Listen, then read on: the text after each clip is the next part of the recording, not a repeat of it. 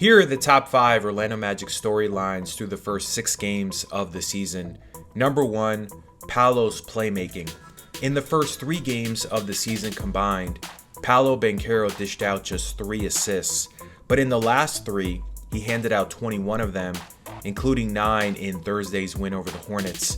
Paolo has been double-teamed 20% of the time he has touched the ball, according to Second Spectrum, which is 5th highest in the league. And when that's been happening, he has been making excellent reads, finding open teammates for quality shots. Last year, he was double-teamed 16.7% of the time, 11th highest among the 121 players who had at least 3,000 touches. Paolo has also been getting to the free throw line a ton. He ranks number 1 in shooting fouls drawn. His outside shooting is the area where he has struggled, making 21.7% of his threes so far. Number 2, Franz's all-around touch. Through 6 games, Franz is shooting 52.7% from the field overall and 44% from three-point range. He's one of only 3 players so far with 90-plus shot attempts, shooting 50-plus% from the floor and 40-plus% from beyond the arc. The biggest question coming into the year was tied to his outside shooting, considering he was below 30% from deep each of the last 2 seasons, and so far we've seen major improvement, and he's making them in a variety of ways: standstill attempts, relocation attempts, and step backs off the dribble. Number 3, defensive inconsistencies. The last 2 seasons, the Magic were an elite defensive team, ranking 3rd on that end 2 years ago and 2nd last season.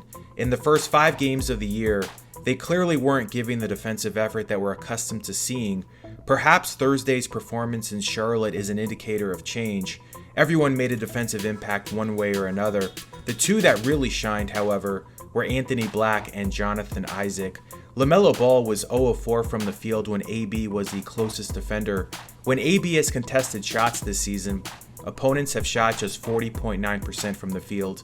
Meanwhile, Isaac blocked 3 shots in only 15 minutes of action in that victory in Charlotte. Number 4, pushing the pace. The most talked about thing during training camp was the Magic's mission to play faster, and that they've done through 6 games. Right now they rank 12th in pace and are averaging the 10th most shots in transition. Last year they were last in pace and tied for 27th in transition shot attempts. One of the reasons their defensive numbers weren't very impressive in the first 5 games was because they weren't turning opponents over like we're used to seeing. But in the Charlotte game, it was a much different story.